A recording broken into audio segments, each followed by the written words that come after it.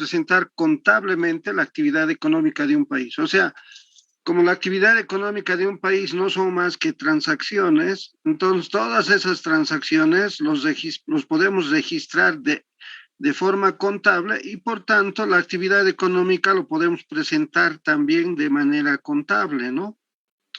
Dice a la vez que señala la riqueza del mismo y el medio por el que se la consigue. Claro, nosotros vamos a ir siempre viendo cuál es la riqueza que tenemos en la región, en el país, y cómo podemos conseguir, lógicamente, que esta riqueza sea parte, ¿no?, de nuestra actividad económica. Constituye, dice, en un sentido amplio, un registro sistemático de los hechos económicos. Entonces, aquí, por ejemplo, cuando hablamos de hechos económicos, también nos estamos refiriendo a la transacción, ¿no es cierto? Por ejemplo, los abogados hablan por ejemplo, cuando hay un crimen, dicen, el hecho criminal, dicen, ¿no ve? ¿A qué se refiere con el hecho criminal? Es cuando se ha producido el crimen, ¿no es cierto? En cambio, cuando nosotros hablamos en economía, se ha producido un hecho económico. ¿Cuál es el hecho económico? Básicamente la transacción, pues, ¿no? ¿Qué es el hecho económico? La transacción. Es decir, en la transacción ha habido alguien que ha vendido, alguien que ha comprado, y entonces lo que hacemos permanentemente es registrar sistemáticamente todos los hechos económicos. Por eso es que utilizamos el libro diario, ¿no? En el libro diario, por ejemplo, ponemos ahí la fecha, ponemos a veces hasta la hora. En este último tiempo, por ejemplo, cuando nos dan la facturita, está la hora, el minuto, el segundo, todo está registrado, ¿no es cierto? A eso se llama registro sistemático, es decir, va de manera ordenada y lógicamente secuencialmente, ¿no? Todo lo que se hace, por ejemplo, en un negocio, en una empresa, en una industria, y en toda la economía, ¿no? Además dice, sujetas a ciertas normas que garanticen su coherencia, sujetas a ciertas normas, es decir, las transacciones que vamos a tener, no los podemos registrar como sea, ¿no? Es decir, no puedo yo anotar una transacción y listo, sin tomar en cuenta algo que lógicamente garantice que estoy haciendo bien. Y en ese entendido hay normas, ¿no? Hay normas, por ejemplo, para registrar las transacciones. Por ejemplo, una norma y la que vamos a utilizar, y bueno, en todos los contadores públicos, o sea, todos los que hacen contabilidad utilizan esta norma, ¿no? El principio de la partida doble. O sea, nosotros vamos a utilizar precisamente esa norma, el principio de la partida doble, ¿no? Para garantizar precisamente, ¿no?, la coherencia del registro de todos estos hechos económicos. Entonces, de esta manera vamos trabajando lo que es la contabilidad social, ¿no? O sea, es la forma de presentar contablemente la actividad económica de un país, ¿no? En un sentido amplio, es un registro sistemático de los hechos económicos, sujetos a ciertas normas que garanticen su coherencia. Esa es la definición de Manuel Balboa. Luego tenemos, por ejemplo, Gualberto Guarachi es un economista egresado de nuestra facultad, o sea, también de aquí de Oruro. Lamentablemente, él de muy joven se tuvo que ir a La Paz, fue docente en la Universidad Católica y él trabajó básicamente el manual de Naciones Unidas, ¿no? Y lo que hizo es sintetizar un poco esta definición. Dice, la contabilidad social es una rama de la economía que se ocupa de medir y cuantificar la actividad económica, ¿no? Que se ocupa de medir y cuantificar la actividad económica. Es una rama fundamentalmente descriptiva que se basa en la teoría económica, la estadística y la lógica, ¿no? Esta es la definición de Gualberto Guarachi. Y lo fundamental nuevamente es medir y cuantificar la actividad económica, ¿no? Y además es una rama descriptiva. Claro, es descriptiva porque siempre vamos a estar viendo lo que están haciendo, ¿no? Lo que están, siempre vamos a describir lo que se está produciendo en la economía, qué actividad se está produciendo, ¿no? Y además, miren, siempre la contabilidad social se basa en la teoría económica, en la estadística, porque se hacen cuadros, se hacen muchas cosas, y además la lógica, ¿no? Porque no todo se puede registrar contablemente, ¿no? No todo se puede registrar contablemente. Es decir, tenemos que utilizar, por ejemplo, este método lógico que se llama para poder, en muchos de los casos, calcular, ¿no? La actividad económica que se ha realizado. Entonces, vamos a ir ya dándoles algún ejemplito sobre esto. Y el Instituto Nacional de Estadísticas tiene esta definición, dice, la contabilidad nacional es un sistema de registro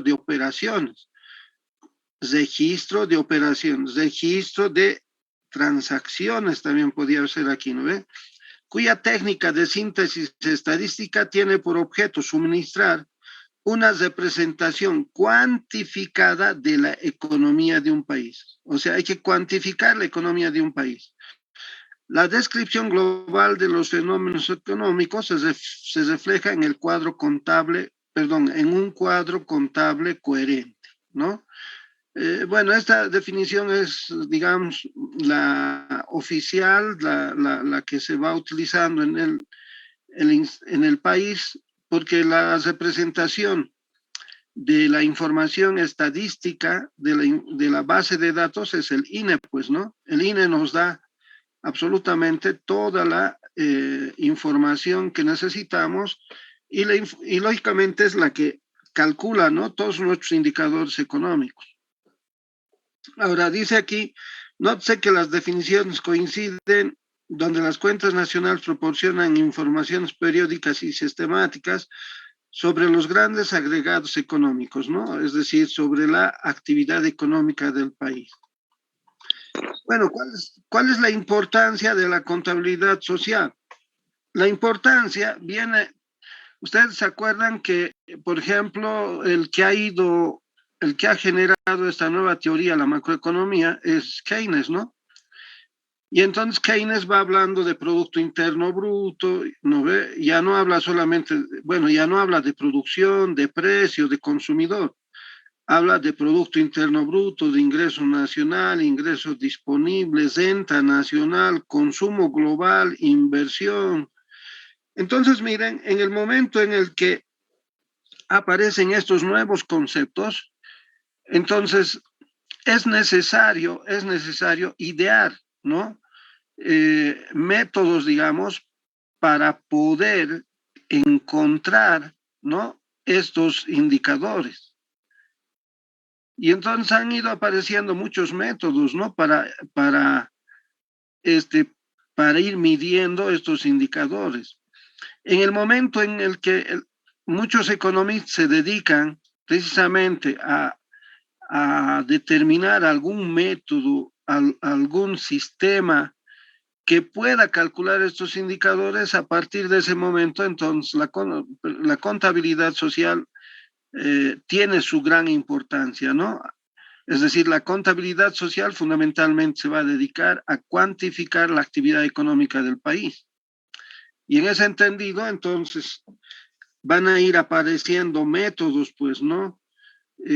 Ahora, estos métodos, el economista con estos métodos, con estos indicadores que podamos lograr, ¿no? El economista puede hacer juicios y comparación sobre la situación económica de un país, ¿no? En nuestros días, el proceso de actividad económica constituye un proceso de vital importancia para el análisis y la planificación económica. Es decir, sin información, como les decía, sin información no se puede hacer absolutamente nada, ¿no ve? Y entonces hay que tener información. Y la información básicamente se va a dar cuando podamos calcular estos indicadores, pero para ello hay que tener métodos, ¿no? Hay que tener sistemas de cómo se mide la actividad económica de un país. Luego, la actividad económica y elementos que intervienen en la contabilidad social. Existen tres elementos fundamentales que son parte, ¿no?, de la actividad económica de un país. En una primera instancia, de estos tres elementos tenemos las entidades o sujetos de la actividad económica. Ahora, generalmente se acepta un agrupamiento de las entidades del sistema económico en cuatro categorías, ¿no? Primero están las familias y las entidades privadas sin fines de lucro. Luego tenemos a las empresas públicas y privadas, luego tenemos al gobierno y luego al resto del mundo, ¿no? A partir de esta clasificación, entonces tenemos, por ejemplo, cuando una economía es cerrada, cuando una economía es cerrada pero con gobierno y cuando una economía es abierta, ¿no? Si en la economía solamente participan las familias y las empresas, se dice que nuestra economía es cerrada. Si en la economía participan las familias, las empresas y el gobierno, se dice que la economía es cerrada, pero con participación del gobierno. Y si en la economía participan las familias, las empresas, el gobierno y el resto del mundo, entonces se dice que nuestra economía es abierta. Lógicamente, estos son los modelos económicos que nosotros tenemos en todos los países, ¿no? Una economía cerrada con gobierno y una economía abierta, ¿no? Son los modelos económicos que se van desarrollando en todos los países, ¿no? Ahora, ¿qué hacen básicamente las familias? Bueno, quizá aquí aclarar un poquito, ¿a qué llamamos entidades privadas sin fines de lucro? Bueno, hay entidades que hacen actividad en los países y bueno, pero esa actividad no se presenta, digamos, generar lucro, ¿no? Ahí están las instituciones como las instituciones como la religión, por ejemplo, ¿no? La iglesia. Por ejemplo, en nuestro país no, la iglesia no tiene digamos, mucha significación, ¿no? Sin embargo, en otros países las iglesias tienen una importancia vital, digamos, dentro de la actividad económica. Cuando eso sucede, estas entidades generan otro grupo más, ya sería cinco, ¿no? Entonces, aquí serían las familias nomás y las entidades privadas sin fines de lucro harían el número cinco, ¿no? En nuestro país se toma en cuenta estas entidades dentro de las familias porque su impacto en la economía, digamos, no es significativo. Ahora, ¿qué hacen las familias? ¿Qué hacen las familias? ¿Cuál es su función principal de las familias? Su función principal es consumir, ¿no ve? Aquí están las familias y entidades privadas sin fines de lucro. La función principal de las familias es consumir los bienes y servicios que producen las empresas, además de que venden, ¿no?, los servicios de sus factores de producción que les pertenecen. Claro, ustedes saben que las familias, todas las familias, nosotros somos parte de las familias, entonces nuestra función principal es consumir bienes. ¿Y de dónde sacamos la platita para consumir bienes? Es que vendemos nuestros servicios de los factores de producción. Por ejemplo, trabajamos, por nuestro trabajo nos pagan un salario, entonces el pago al factor trabajo, salarios. Entonces uno cuando recibe salarios, con esos salarios puede consumir los bienes y servicios, ¿no? O sea, ¿cuál es la función principal de las familias? Es consumir bienes y servicios. Eso es lo fundamental. En cambio, ¿cuál es la función principal de las empresas? Su función principal es producir bienes y servicios. Ahora, como producen bienes y servicios, estos los venden a las familias. Además que compran los servicios de los factores de producción de las familias, ¿no? Esta es entonces la función de las empresas. No tienen que olvidarse, su función principal de las empresas es producir bienes y servicios. El gobierno, el gobierno, ¿cómo, cómo interviene en la economía? ¿Qué hace el gobierno en la economía? Generalmente nos dicen que el gobierno legisla, el gobierno crea leyes, etcétera. No, no es así, ¿no? No es así. Esa no es la función, especialmente en la parte, estamos hablando del aspecto económico, ¿no? Claro, el gobierno legisla, hace leyes, etcétera, pero ¿cuál es la actividad económica que realiza el gobierno? Entonces, la función principal del gobierno en una economía se identifica a través de su participación en, por ejemplo, miren, ¿qué hace el gobierno? Produce bienes y servicios que la empresa privada no lo debe hacer. O sea, el gobierno tiene que producir bienes y servicios que la empresa privada no lo puede hacer, no lo debe hacer. Por ejemplo, estamos hablando de ¿no? Por ejemplo, significa que la empresa privada produce en la economía para generar ganancia o lucro. Claro, ustedes saben que la empresa privada siempre va a buscar una ganancia, ¿no? Una utilidad, busca el lucro, básicamente. Pero imagínense qué tal si la justicia estuviera en manos de las empresas privadas. Por ejemplo, yo, Pedro Feraudi, me hago ahí en la calle Bolívar, me hago mi palacio de justicia, un palacio de justicia privado. Como yo soy privado y además mi función en la economía es generar ganancia, utilidad, ¿quién creen que va a ganar ahí si hay una demanda? Lógicamente, pues el que tiene dinero, ¿no? El que tiene plata va a ganar. El que más pague seguramente va a ganar una demanda, ¿no? O un juicio, por ejemplo. Y ahí entonces no se estaría administrando la justicia, digamos, de manera justa, ¿no? No habría justicia, ¿no? Porque ahí el que tiene más plata sería el que gane un juicio. Entonces, por ejemplo, la justicia no puede estar en manos de los privados, tiene que estar en manos del gobierno. Por ejemplo, la soberanía nacional, la seguridad pública.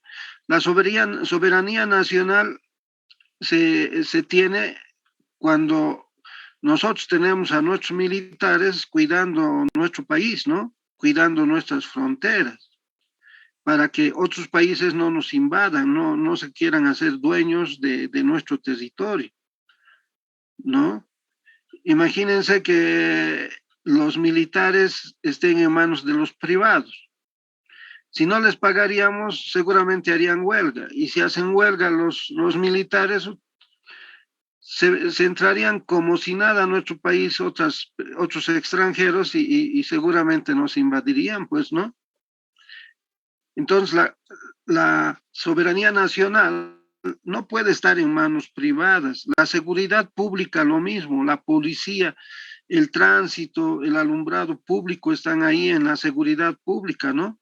La salud y educación no pueden estar también en manos de privados, deben estar siempre en manos del gobierno. Imagínense que la educación esté en manos privadas.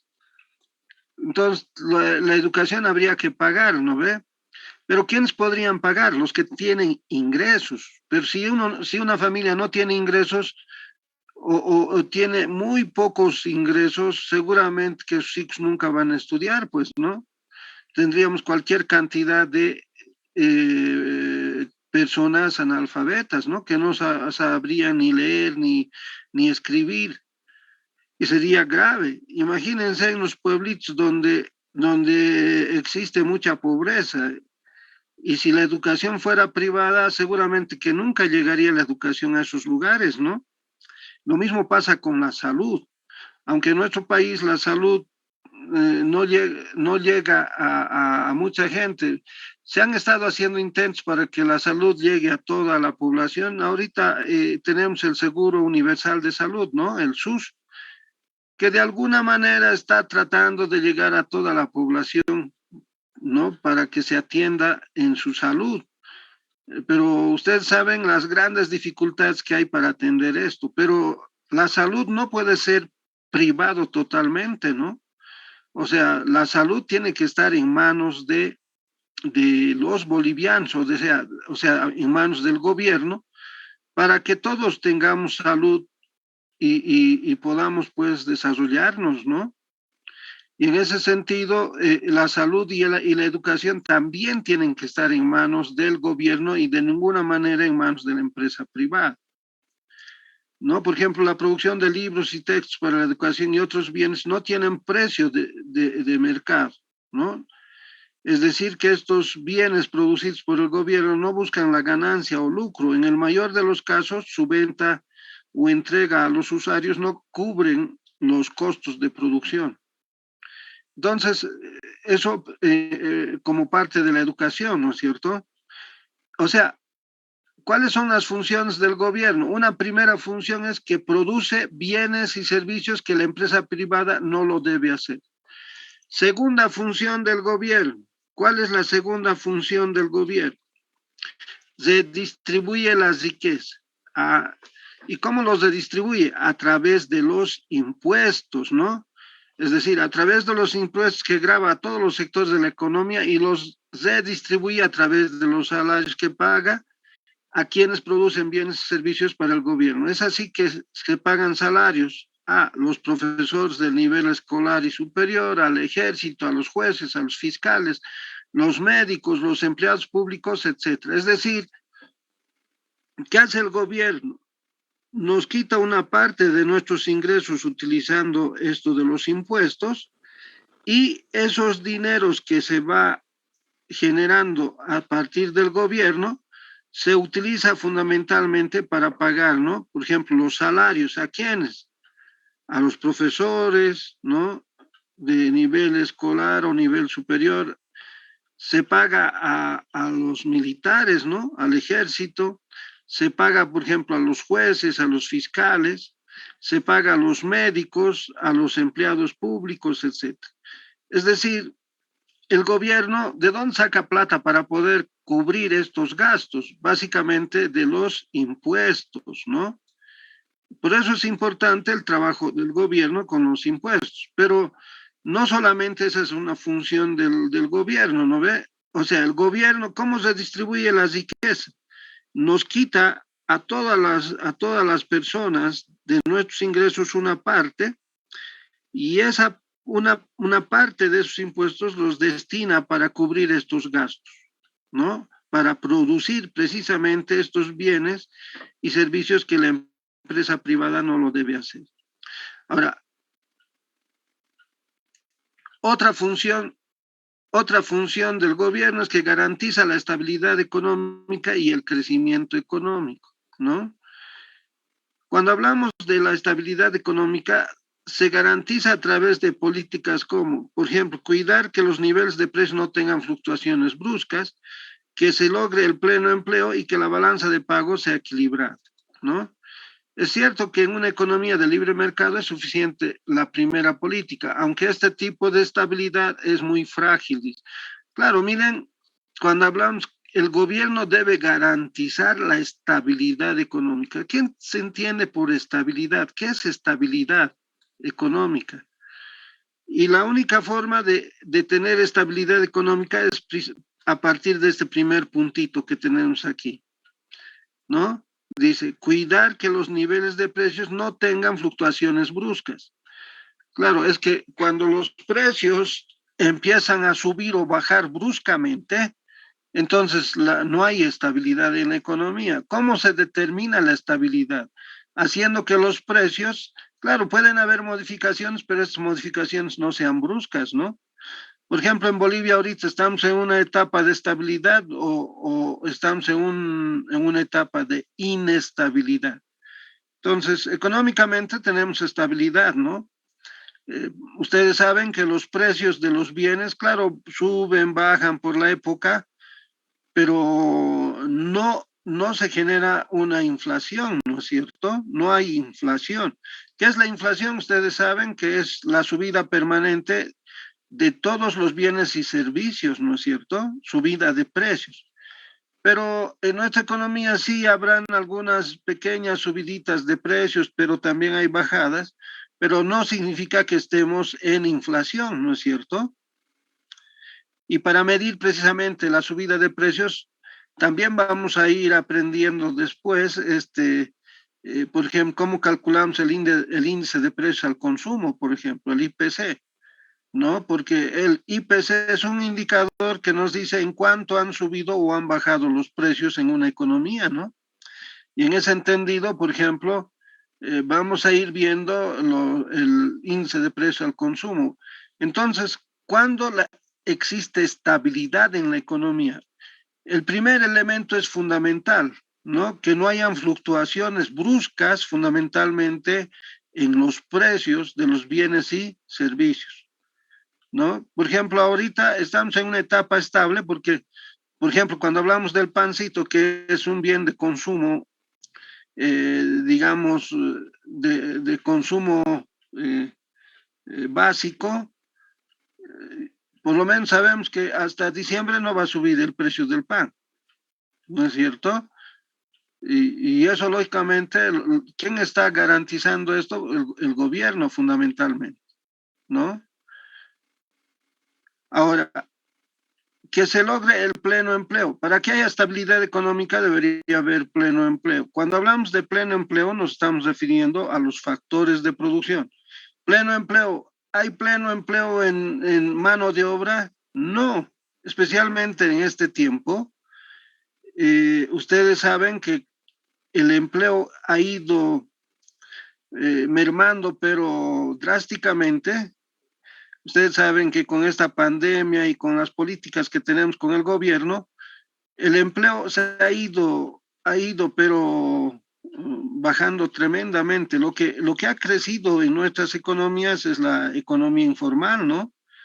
Y además el contrabando. Ustedes saben que la gente no tiene empleo y algo tiene que hacer para sobrevivir. Por tanto, lo que hacen es, no sé, comprar algo, digamos, a precios bajos y van al mercado para venderlo y logran unas pequeñas ganancias que pueden servir para mantener la familia, ¿no?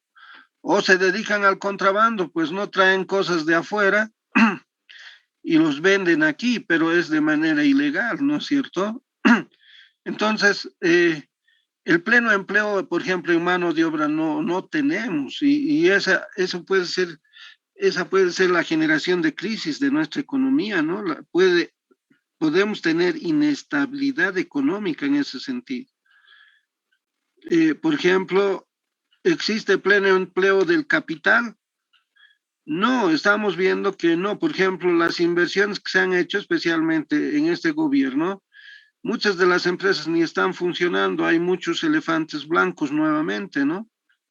Entonces, la capacidad de producción que se ha generado con las inversiones, utilizando el capital, no están rindiendo, por ejemplo.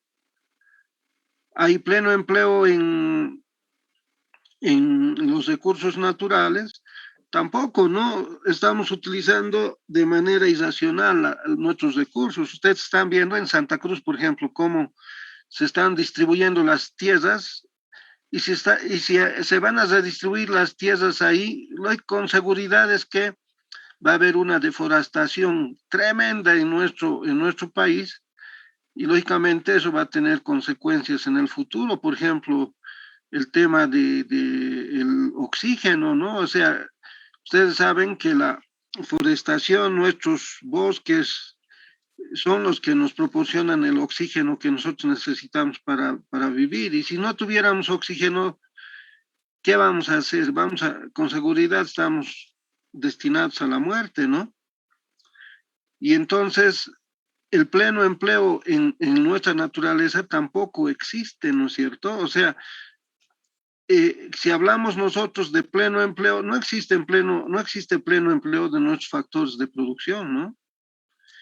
Y finalmente, una condición de estabilidad económica también es un equilibrio de la balanza de pagos o una balanza de pagos equilibrada, ¿no? Por ejemplo, cuando decimos que es equilibrada, cuando los ingresos que nosotros tenemos, ¿no? En nuestras transacciones con el exterior sean iguales o mayores de las que, o sea, nuestros ingresos sean iguales o mayores que las de nuestros gastos, ¿no es cierto? Imagínense tener balanzas de pago negativas permanentemente. Eh, es como en una familia, ¿no? Digamos que yo gano 2.000 bolivianos al mes, pero gasto 3.000.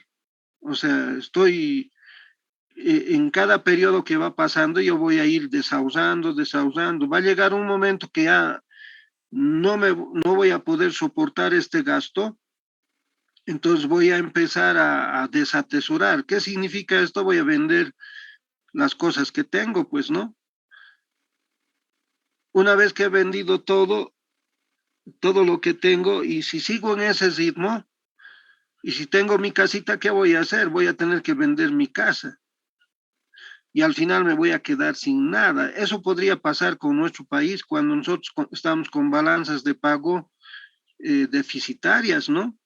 Vamos a tener que ir pagando, pagando, nos vamos a ir comprometiendo cada vez más con acreedores y al final nuestros acreedores pueden dividirse en nuestro país, pues no es cierto, si somos recontra deudores. Entonces, la balanza de pagos tiene que ser equilibrada. Entonces, miren, estas son las tres condiciones que tenemos para, perdón, para generar estabilidad económica. El primero, la primera condición de estabilidad es una condición, digamos, neoliberal, como dicen en las economías, ¿no ve?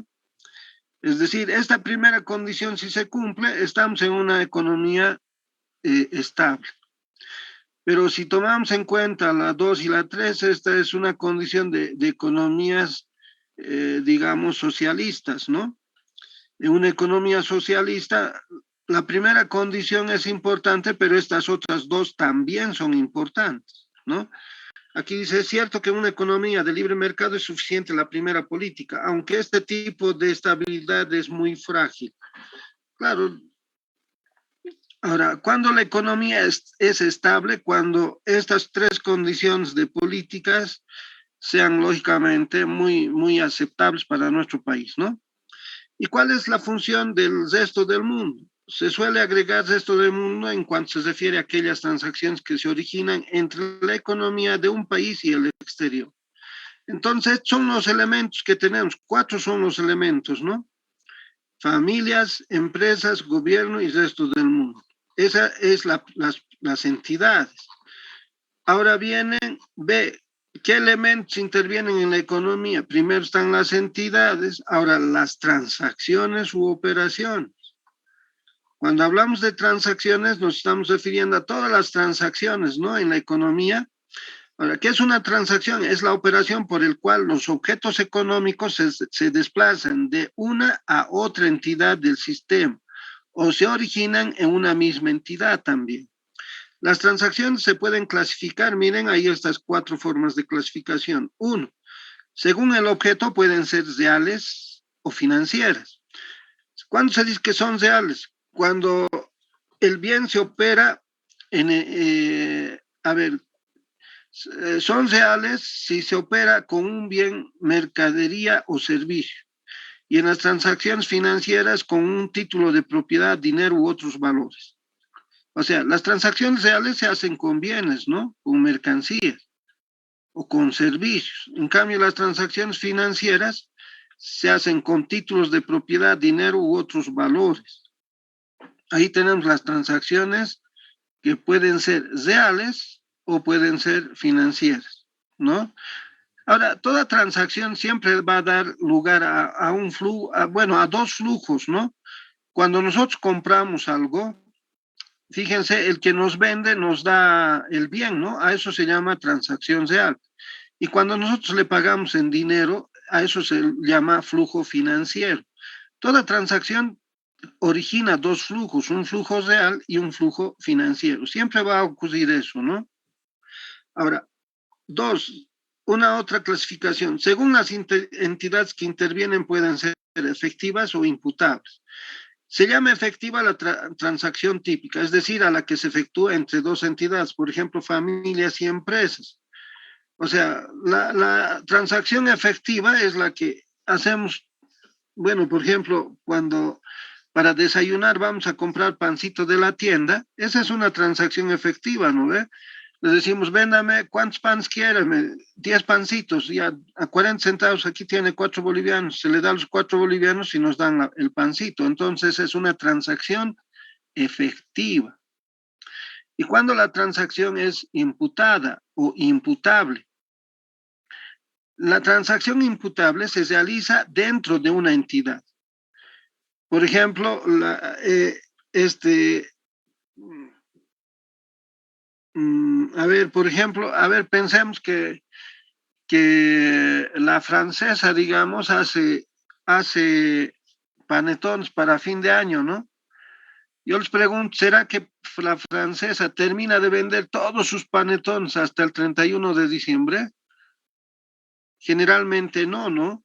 Entonces queda una producción todavía después del 31 de diciembre, pero con fines contables se tiene que cesar toda la producción de la empresa al 31 de diciembre, aunque no hayan vendido. Entonces, ¿qué hacen las empresas? ¿No?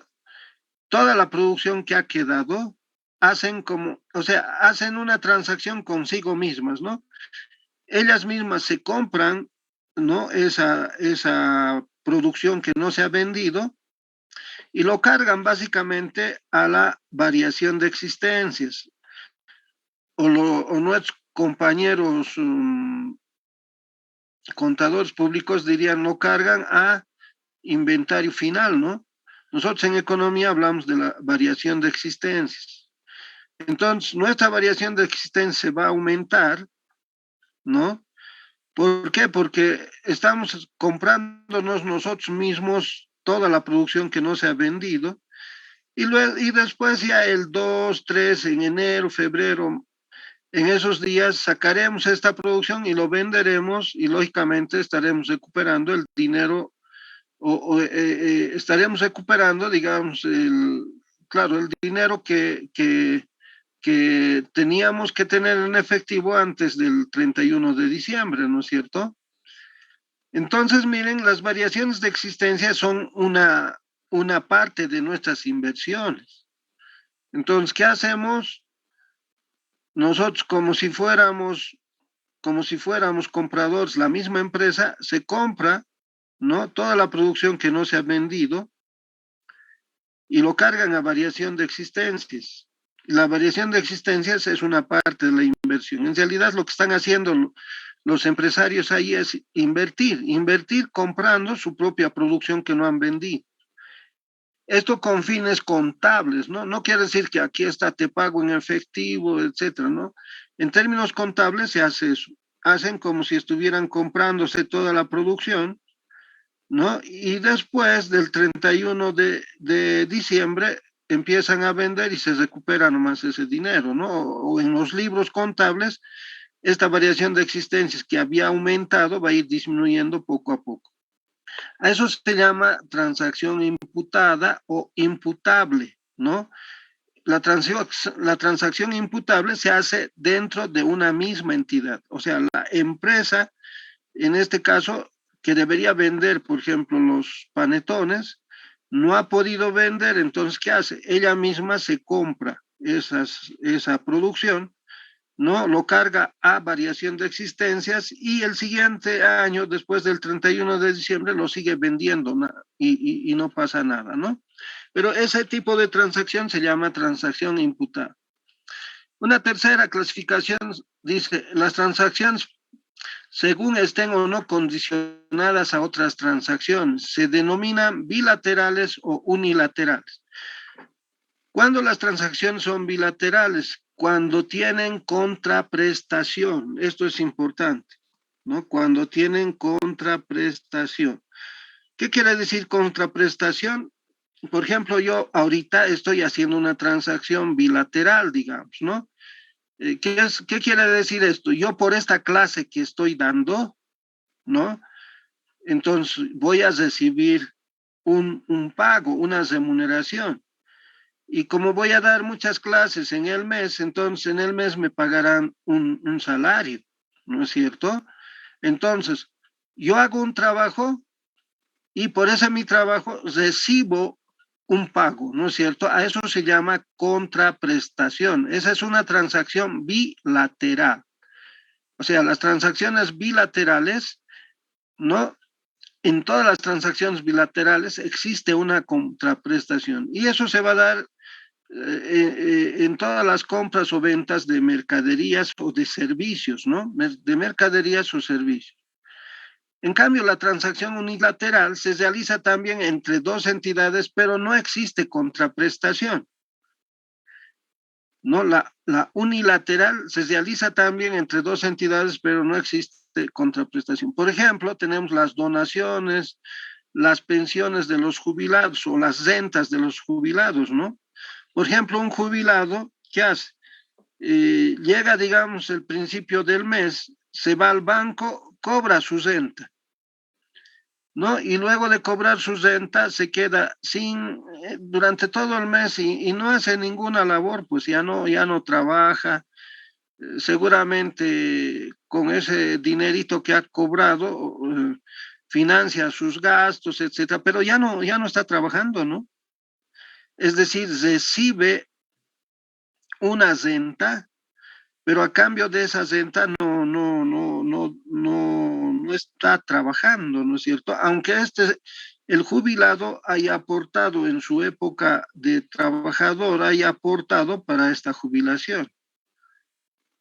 Sin embargo, esta forma de transacción se llama entonces transacción unilateral las transacciones unilaterales se conocen también como transferencias. Entonces, lo que hace el gobierno es, como el jubilado ha usado, el gobierno entonces cada mes le hace una transferencia de una cierta cantidad de dinero, ¿no? Y por esta cantidad de dinero el jubilado no hace absolutamente nada, solamente recibe el dinero y a cambio no da nada, o sea, no hay contraprestación. Lo mismo pasa con las donaciones, ¿no? Por ejemplo, en épocas por ejemplo, el año pasado, no, en el 2019 creo que era, hemos tenido un incendio, pero ha sido un desastre ambiental lo que ha sucedido en Santa Cruz, Beni, en el oriente, ¿no? Una gran parte de nuestros bosques se ha quemado. Y entonces, bueno, aunque el presidente, que en ese entonces era el presidente Morales, no quiso declarar zona de desastre nacional, pero de alguna manera recibimos algunas donaciones, ¿no? Un apoyo económico de varios países, ¿no? Y entonces, las donaciones, por ejemplo, son transacciones unilaterales, es decir, nos regalan algo, nos obsequian algo, nos dan algo y lo único que nosotros decimos es gracias. O sea, a cambio de lo que nos dan algo, nosotros no damos nada, ¿no? Más que las gracias, digamos. Entonces ahí, por ejemplo, esa transacción se llama unilateral o esa transacción es de transferencia, ¿no? Nos han transferido una cierta cantidad de recursos, pero por esa transferencia nosotros no estamos dando absolutamente nada. Y finalmente, las transacciones pueden clasificarse según su función económica en producción, consumo y formación de capital. Ustedes saben que para producir un bien tenemos que hacer todo tipo de transacciones, ¿no ve? Por ejemplo, para producir fideo, digamos, a ver, si quiero producir fideo tengo que comprar desde los insumos, la materia prima, por ejemplo, la harina, los insumos, seguramente voy a comprar muchas cosas para hacer la, ¿cómo se llama? La harina, desde la maquinaria y equipo. O sea, necesito hacer muchas transacciones. Luego, para que llegue la producción al consumo, ustedes saben que tenemos que ir trabajando ahí. eh, por ejemplo, vamos a tener que contratar seguramente transporte para que llegue la producción hacia los mercados, hacia los consumidores, ¿no es cierto? Y los consumidores también harán transacciones para poder tener los bienes y servicios que se están produciendo. Y lógicamente la formación de capital. Ustedes saben que Lo que se produce, todas las personas tienen ingresos, ¿no? Que se destinan al consumo y lo que no se destina al consumo se llama ahorro. Y los ahorros también son motivos de transacción, ¿no es cierto? Yo tengo mi ahorrito en el banco y cuando tengo un ahorro voy a depositar al banco. Esa es una transacción y ahí se está generando la formación de capital, ¿no? La formación de capital fundamentalmente obedece al ahorro, ¿no? Al ahorro. De esa manera se forman los capitales, utilizando fundamentalmente el ahorro.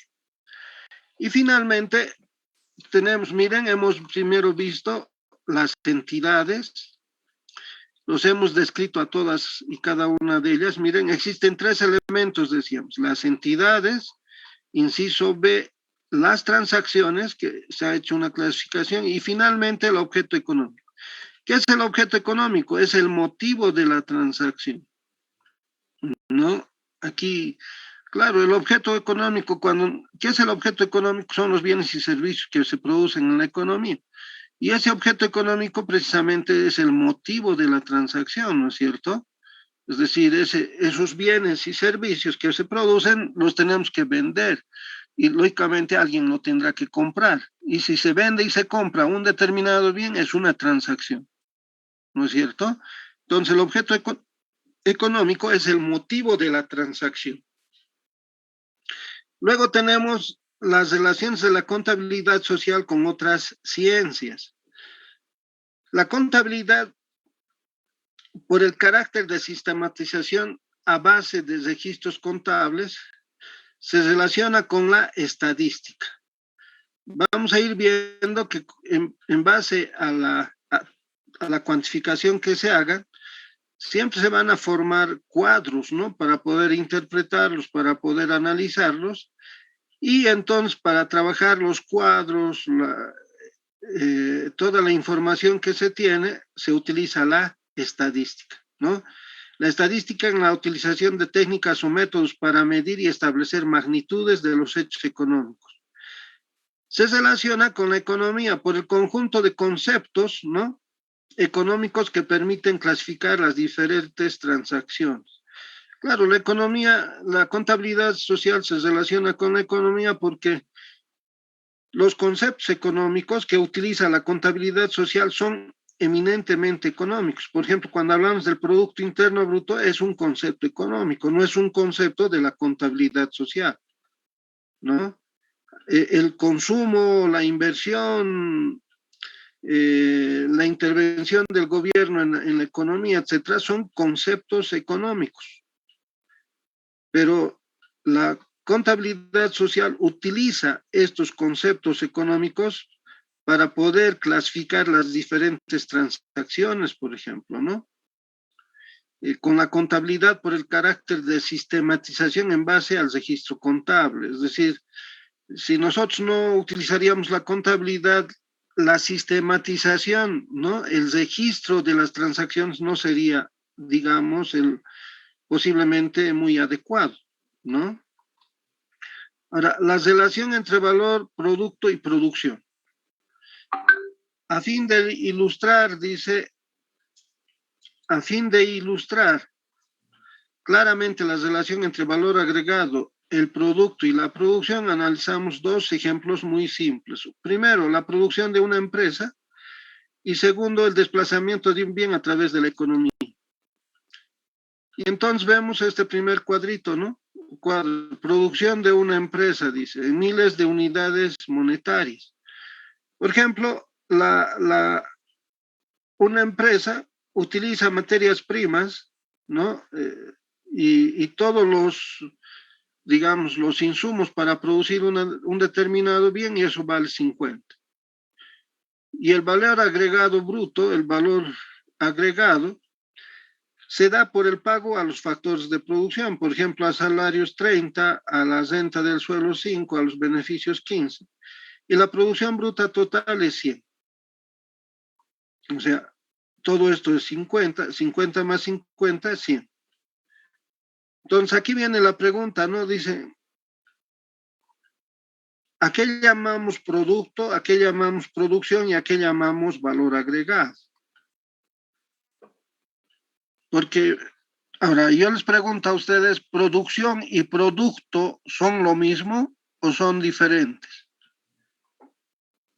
¿Valor agregado y producto son iguales o son diferentes? ¿O valor agregado y producción son iguales o son diferentes? Entonces ahí hay que tener cuidado de manejar adecuadamente los conceptos, ¿no? Hay que tener mucho cuidado con los conceptos. Entonces, ahí viene la diferencia que tenemos que ir haciendo, ¿no? Tal vez para poder ver un poquito esto, sería, a ver, muy rápidamente podríamos, a ver, no siempre con este ejemplo, voy a tratar de que, a ver, tengamos una idea adecuada de lo que es precisamente esto, ¿no? Por ejemplo, a ver, si nosotros quisiéramos hacer una rifa en el curso, una rifa en el curso, y entonces quisiéramos nosotros generar algunos recursos para el curso, para la promoción, digamos, ¿no ve? Y entonces vamos a utilizar algunos insumos, por ejemplo, insumos. A ver, ¿cuánto quisiéramos que sean los insumos? A ver, ¿qué cosas tendríamos dentro de los insumos? Por ejemplo, no sé, ¿qué tal si nosotros compramos una bicicleta, ¿no? Bicicleta. Y la bicicleta vale, le pondremos 1.000 bolivianos. Le pondremos una radio, ¿no? Como la radio vale 300 bolivianos, ¿no? Le pondremos, no sé, un canastón de productos, un canastón que va a tener refresquitos, galletitas, algunas cosas y digamos vale 200. Esos tres premios, digamos que son, y aquí vamos a tener, como hicimos, 1.500, ¿no? 1.500. Ahora, bien, 1.500 es lo que vamos a utilizar para tener estos premios. Ahora, ¿qué tenemos que hacer para cubrir estos premios y, lógicamente, buscar una ganancia, ¿no? ¿Qué tendríamos que hacer? ¿Alguien me podría decir?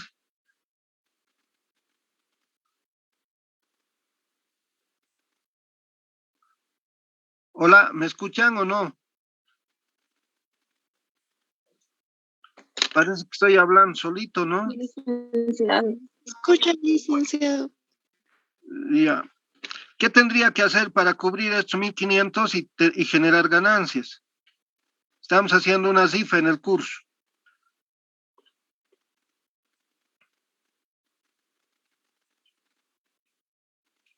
¿Qué tendríamos que hacer, chicos? Vender las rifas, licenciado. A vender, pues, ¿no? Hay que venta de los boletos, ¿no ve? ¿Y cuántos boletos, cuánto necesitaríamos? A ver, cada boletito podríamos vender a 10 bolivianos, ¿no? ¿Y cuántos boletos vamos a tener que vender? Si vendemos 100, si vendemos 100, vamos a tener 1.000, pero yo necesito cubrir 1.500. Entonces, podríamos vender, no sé, 500 boletos, digamos. Si vendo a 10 bolivianos cada boleto, y podríamos vender 500 boletos y tendríamos 5.000, ¿no? 5.000 bolivianos. Entonces, en el curso hay 40 alumnos. Entonces, podríamos decir que los 40 lo dividiremos, ¿no? Es 500 boletos entre 40. Entonces, aquí voy a tener 50 entre 4 o 5 entre 4, 1. Va a quedar aquí 1. 10 entre 4 a 2. 2 por 4, 8, queda 2, 20, 12,5 más o menos. Cada estudiante, cada uno de los compañeros, si fueran 40 en el curso, tendría que vender 12 entradas más o menos, o sea, 12 boletos más o menos. Venta de boletos, ¿no? Cada estudiante va a vender 12 boletos. Entonces, 12 boletos, entonces vamos a tener aquí a bolivianos 10 le pondremos, entonces cada estudiante va a tener 120 y en total, todo esto en total va a ser 5.000.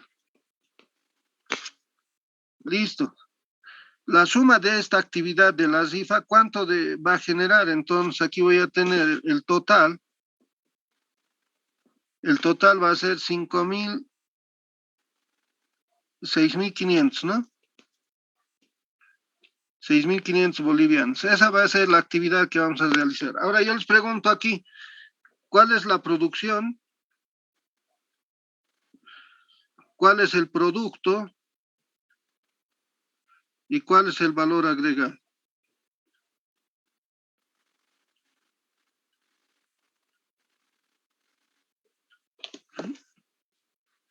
¿Qué dicen?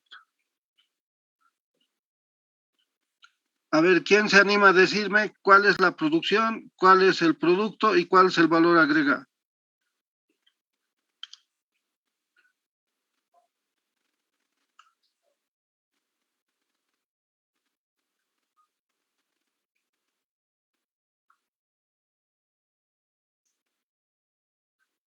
Lógicamente aquí faltan muchas cositas, ¿no? Por ejemplo, dentro de los insumos aquí, los talonarios para las rifas falta, por ejemplo, ¿no ve?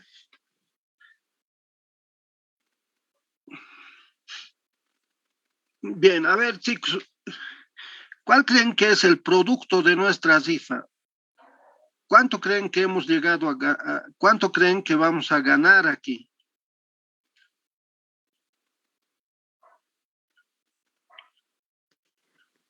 6.500. 3.500.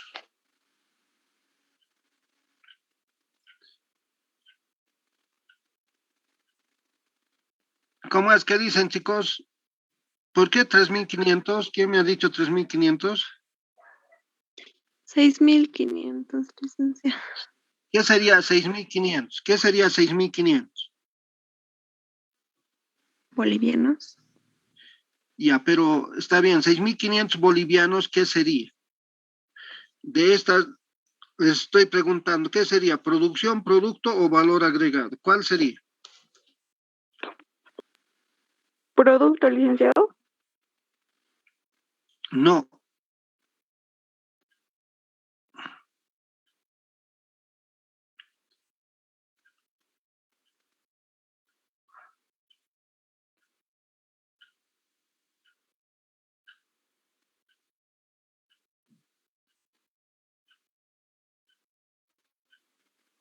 Buenos días. El producto sería 1.500 y el valor agregado 3.500 y el total de 6.500.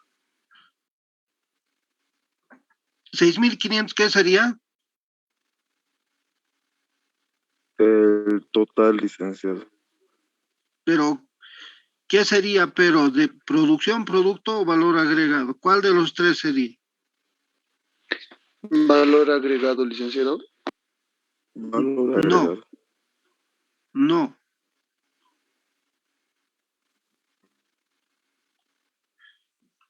Estos 6.500 se llama producción. ¿Cuál es la producción que hemos tenido en el curso? De 6.500. ¿Por qué? Porque estamos utilizando insumos que esto lo hemos tenido que comprar de otras instituciones. Por ejemplo, la bicicleta, ¿quién fabrica? Bueno, habrá un fabricante de bicicletas, pues no. Lasario también habrá otro fabricante y el escanastón con algunos insumos, 200. Todo esto lo vamos a comprar. Esto lo compramos y a esto se llama también, en otras palabras, la producción intermedia. Nosotros no, o sea, nosotros como curso no vamos a producir esto, lo vamos a comprar. Esto lo compramos de otras instituciones. ¿No ve? ¿Qué estamos haciendo aquí? La venta de boletos. Y cada estudiante va a vender 12 boletos para conseguir los 5.000. Cada boleto lo va a vender a 10. ¿Qué es esto? Si cada estudiante está ¿qué está haciendo cada estudiante? Lo que cada estudiante tiene que hacer es trabajar, ¿no? ¿Cómo va a trabajar? Va a tener que agarrar sus 12 boletos y tiene que ir vendiendo, ¿no? Tiene que a sus compañeros comprarme una rifita. O sea, estamos utilizando ¿qué cosa? Estamos utilizando mano de obra, ¿no es cierto? Cada uno de ustedes se convierte en mano de obra para vender estos boletos y tener estos 5,000. ¿Sí o no? Y entonces, estos 5,000 se llama producto. Pues, ¿cuál es el producto de nuestra actividad? El producto son estos 5,000, porque lo estamos vendiendo, estamos generando estos 5,000. ¿No ve? Estamos generando estos 5,000. ¿Cómo lo estamos generando estos 5,000? Utilizando un factor de producción que se llama mano de obra. Lógicamente, aquí no estamos utilizando sueldos y salarios, porque lo que estamos haciendo es que ustedes están vendiendo estos boletitos, pero estamos utilizando mano de obra. Entonces, ¿cuál es el producto de nuestra actividad? Precisamente es pues 5,000. A esto se llama producto. Este es el producto. El producto de nuestra actividad es 5,000. Y la suma de los insumos más el producto se llama producción, ¿no? La suma de los insumos más, ¿no? El producto, los insumos más el producto se llama producción. O sea, ¿qué es la producción? No es más que la suma de los insumos y ¿no? El producto. Ahora, este producto se llama también valor agregado. Esta venta de boletos se llama valor agregado. O sea, ¿qué estoy queriendo decir? Que producto y valor agregado significan lo mismo. Por eso es que no ve, ¿alguien podría leer esto? ¿Qué dice? ¿Alguien puede leer esto? Dice PIP, licenciado. Ya, pero a ver, lea, ¿qué significa PIB?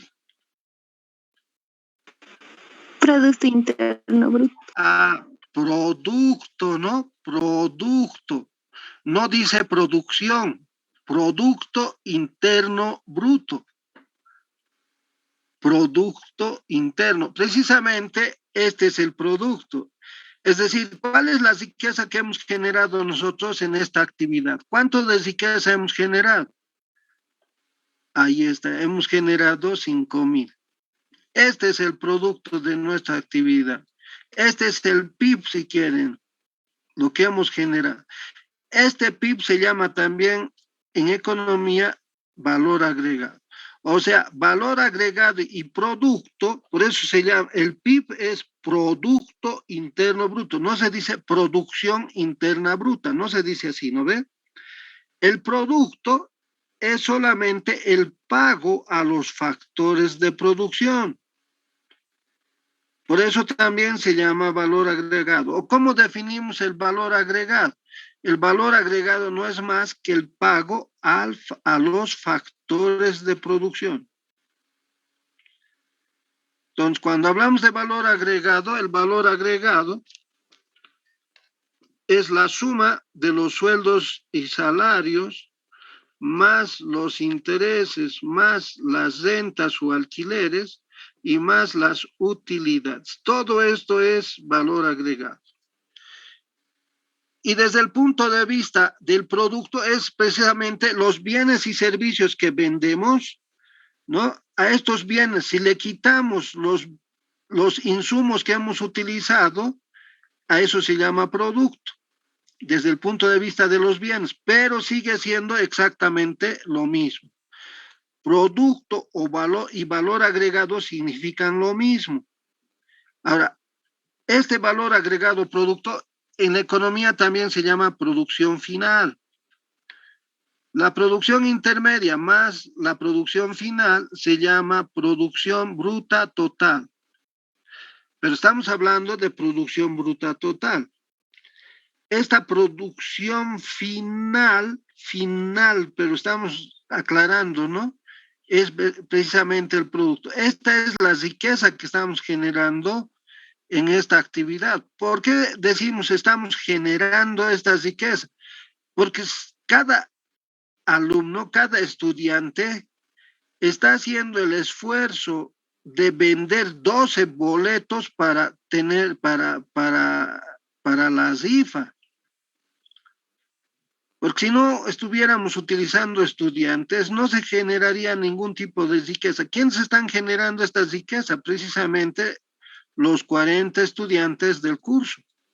Cada estudiante va a vender 12 boletos con los que vamos a conseguir los 5.000 bolivianos. Entonces, ¿cuál es el producto de nuestra actividad? Precisamente es esto, ¿no? Este es nuestro producto. No puede ser nuestro producto, es decir, no, nosotros no estamos generando las bicicletas, la radio ni el canastón. Por tanto, esta no es parte de la riqueza que nosotros estamos generando. ¿Qué estamos generando como riqueza nosotros? Precisamente esto, ¿no? La utilización de factores de producción. Entonces, entre valor agregado y producto significan lo mismo. O sea, estos 5.000 es valor agregado o es producto, ¿no? Y la suma de los insumos y el producto se llama producción bruta total,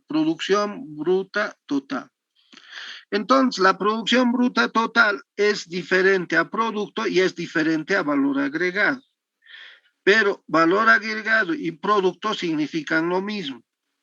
En realidad, la riqueza que estamos generando en esta actividad nosotros es precisamente este producto o este valor agregado. En este caso sería 5.000. Pero la producción que estamos realizando es de 6.500. ¿Por qué? Porque estamos incluyendo los bienes que otras entidades han producido, no nosotros, porque o nosotros producimos radios, bicicletas, el canastón, o sea, dentro de este canastón refrescos, no sé, algunas cosas. No ve. Lo que nosotros sí estamos produciendo es con nuestra mano de obra la venta de estos boletos y cada alumno va a generar 120 bolivianos. A 10 bolivianos cada uno por 12, 120. Y la suma de 120 de cada uno de ustedes por 40 nos va a dar, bueno, no siempre 5.000, pero vamos a suponer que sean 5.000. Entonces, este es el producto. Y el producto es exactamente igual al valor agregado. ¿Qué es valor agregado? Es el pago a los factores de producción. ¿Y qué es el producto? Es precisamente el pago, ¿no?, que se hace por el bien o servicio que se está produciendo, pero tomando en cuenta solamente, ¿no?, lo que está destinado al consumo final. Por eso se llama producto, ¿no? Producto. Entonces, miren, esa es la, ¿cómo se llama?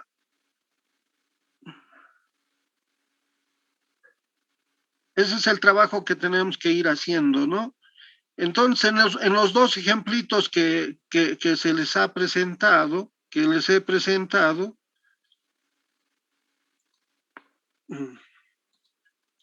entonces miren, en este cuadro número 1, el valor agregado bruto no es más que el pago a los factores de producción, por ejemplo, salarios, renta del suelo y los beneficios que alcanzan a 50. ¿No? En cambio, las materias primas, 50, esto no es parte de la riqueza, porque esto lo están produciendo, las materias primas lo producen otras empresas. Entonces, la empresa, aquí está la explicacióncita, ¿no? Y esto mismo va a suceder con